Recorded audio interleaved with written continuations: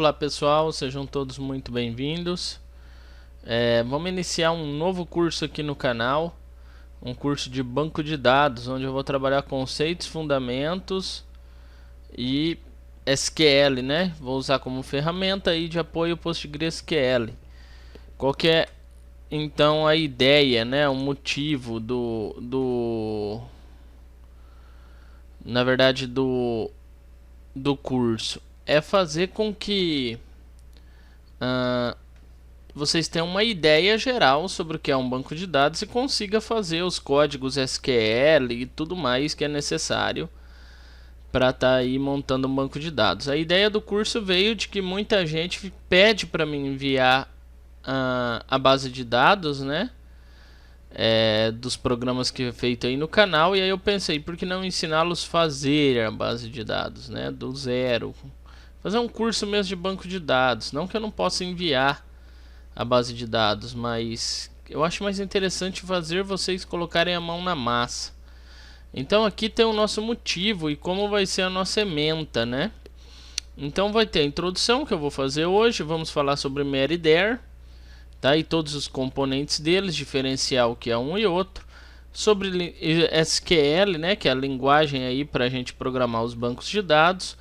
O nosso curso, além do SQL básico, que vai trabalhar com select, alteração, remoção de itens dentro de uma tabela, a gente também vai trabalhar com os joins, tá? E subselects e funções e trigger. Então é um curso bem completo aí que eu pretendo estar fazendo com vocês. Bom, primeiramente, o que é um banco de dados? Vamos lá. São coleções organizadas de dados que se relacionam de forma a criar um sentido e dar mais eficiência durante uma pesquisa. De fato, todo sistema ele é baseado em um banco de dados. Para quem acompanha já os sistemas do canal, né, os videoaulas do canal, percebe que todo o sistema que a gente fez lá nos cursos de Java existia um banco de dados por trás, no qual eu sempre montei com vocês e deixei ali, né, uma videoaula sempre mostrando como criar o banco de dados no caso do sistema em questão. Neste caso, a gente vai aprender a criar esses bancos do zero. E se você prestar atenção, você tem várias informações dentro de um sistema que tem que se relacionar para gerar outras informações. Então, um exemplo. Eu preciso montar um relatório onde eu tenho todos os clientes e seus CPFs que fizeram uma compra no mês de abril, por exemplo.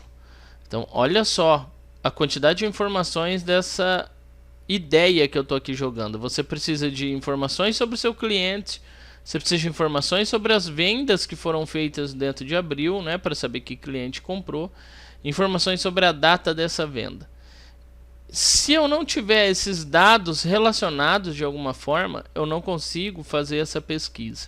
Então o banco de dados vem para garantir que essa pesquisa ela seja feita de uma maneira efetiva, tá?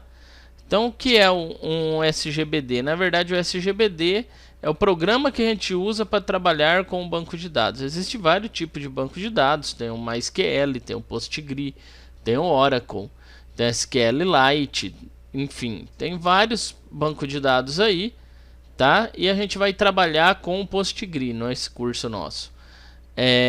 Porém, por trás de um banco de dados existe um SGBD, ou melhor dizendo, antes de um banco de dados, como a gente mexe num banco de dados é por meio de um SGBD.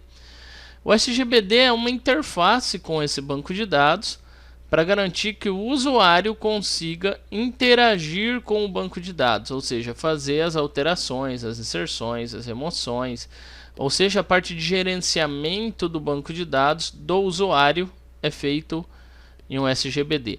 Como esses dados vão ser armazenados dentro da memória do computador, no nosso HD, de que forma isso vai ser organizado, isso é problema do banco de dados em questão. A gente mexe no SGBD, tá? Que é o nosso sistema para gerenciar um banco de dados em si, certo? Então tem essa diferença. O banco de dados é o banco propriamente dito, cada um com as suas metodologias de trabalho, e o SGBD é a interface que a gente usa para trabalhar nesse banco. E o que é então SQL? Significa Structured Query Language. Desculpa aí o inglês, que não é muito bom, mas seria linguagem de consulta estruturada né, a tradução. Resumidamente, é uma linguagem de programação para lidar com banco de dados do tipo relacional, ou seja, baseado em tabelas. Essa é uma informação bem importante. Tá? O SQL ele funciona em qualquer banco de dados, seja Postgres, seja MySQL, seja Oracle, seja SQLite, só que tem que ser bancos de dados relacionais. Tá? Ou seja, baseados em relação entre tabelas. A gente mais para frente no curso vai estudar como funciona essa relação entre essas tabelas. Tá? E aqui nesse curso a gente vai aprender SQL, tanto básico quanto avançado, para que vocês consigam tirar o máximo do banco de dados em questão. Conceitos básicos sobre modelagem de dados. Bom, existe o MER, que é um modelo entidade de relacionamento, que, como o nome já sugere, é um modelo conceitual, né, da engenharia de software para descrever entidades envolvidas em um domínio de negócios e suas características, atributos e como elas se relacionam entre si, relacionamentos. Então, na verdade, o MER é uma modelagem, é a ideia, o conceito por trás, onde eu vou descrever como os elementos que fazem parte do meu banco de dados, eles vão interagir entre si. Eu vou dar exemplos aqui mais práticos sobre MER e no caso DER, né? No caso, porque o MER e o DER eles acabam se fundindo, eles estão interligados.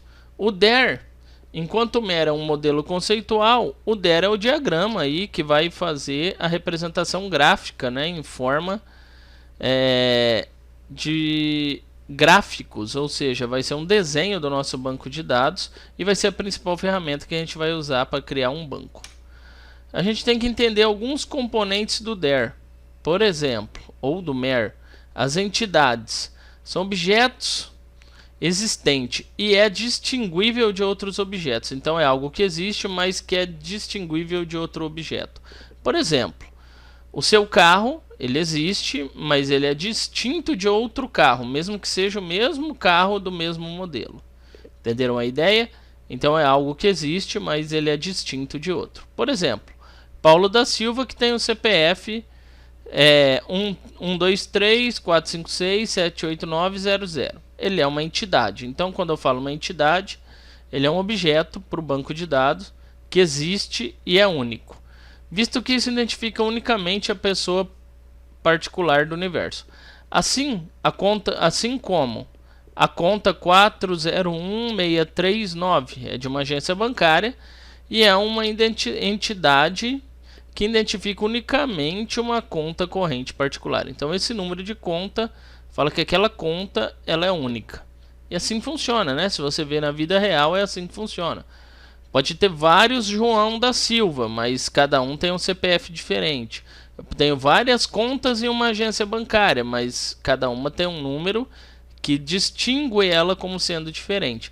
Mais para frente a gente vai ver que esse número, esse campo, esse valor que identifica algo como sendo único recebe um tratamento especial dentro do banco de dados. Uma entidade pode ser concreta, como uma pessoa ou um livro, e pode ser abstrato, como um feriado ou um conceito. Aí vai depender da minha necessidade, né, no banco de dados. Então, as entidades são compostas por um conjunto de atributos, sempre, né? Sempre eu tenho uma entidade e um conjunto de atributos. Lembra da orientação objeto, não é a mesma coisa, mas dá para fazer um paralelo. Pessoa, quais que são os atributos da pessoa? Cor de cabelo, altura, peso, sei lá, quantidade de dependentes e aí vai. Então, atributos é o que descreve algo que você quer. Por exemplo, um cliente. Cliente pode ter o nome, CPF, onde ele mora. Aqui eu peguei o exemplo de um livro, então está em inglês, tá? Então eu tenho lá o primeiro campo, onde está Oliver. Eu tenho o nome do cliente. Na sequência eu tenho o CPF do cliente. Estou falando que ele mora no centro, né, na rua principal, chamada Austin. O Harris tem outro CPF, mora no norte, em Geórgia. O Marsh tem outro CPF, mora no centro, em Austin. Dá para perceber que Eu tenho os mesmos campos, mas cada um descrito com informações diferentes. Isso descreve uma entidade, uma ocorrência de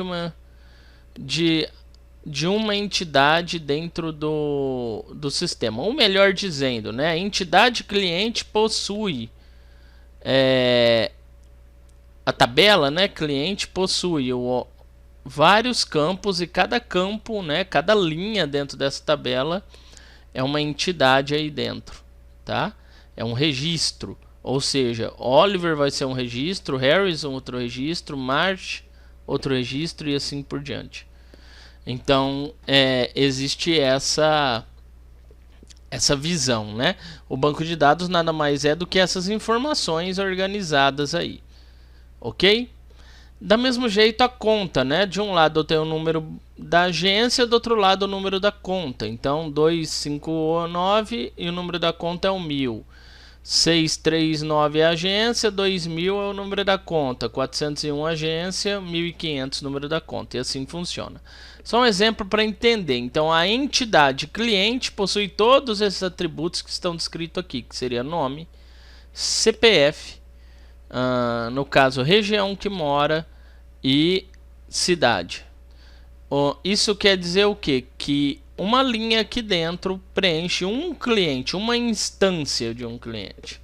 A conta a mesma coisa, eu tenho o número da agência e número da conta, tá? E uma linha ali dentro que se refere a uma conta específica. Então a entidade é o conjunto, né, o cliente em si, que tem vários clientes dentro dessa tabela, e os atributos são o que compõem as informações que um cliente vai ter dentro dessa tabela. Ampliando os conceitos, imagine agora um conjunto de 5 entidades aí. Para não criar confusão, vamos usar os seguintes nomes: agência, conjunto de todas as agências de um banco. Cada agência é descrita pelos atributos nome da agência, cidade de agência e ativos. Cliente, conjunto de todas as pessoas que têm uma conta no banco. Cada cliente é descrito pelo nome do cliente, seguridade social, rua e cidade do cliente. Funcionário é um conjunto de pessoas que trabalham no banco. Cada funcionário é descrito por nome do funcionário e número de telefone. Conta é um conjunto de contas mantidas pelo banco, que é descrita pelo número da conta e saldo. E a transação, conjunto de todas as transações executadas no banco, cada transação descrita pelo atributo número, transação, data e quantia. Então esse daqui vai ser um banco que a gente vai trabalhar aí para exemplificar esses conceitos. E aqui é o DER do banco.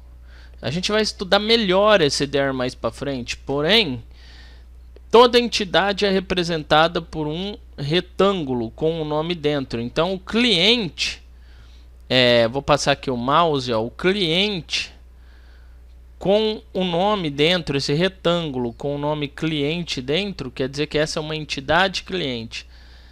Essas linhas ligadas a esses círculos são os atributos desse cliente. Então o cliente dentro desse banco de dados vai ter o atributo nome do cliente, seguridade social, rua e cidade cliente, como eu disse anteriormente.